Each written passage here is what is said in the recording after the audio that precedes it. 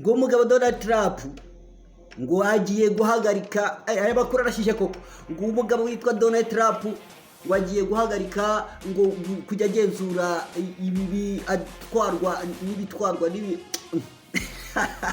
nibe wagiye kujya ahagarika kujya agenda akurikiye ibi harya n'ibyo ubwato bugendera mu muhora wa Rumozi. Ariko ibingibi uwo bita perezida wa Iran arimo arabihakana, arimo aravuga ko Donald Trump atanamutera n'ubwo aya makuru arashyushye koko arashyushye.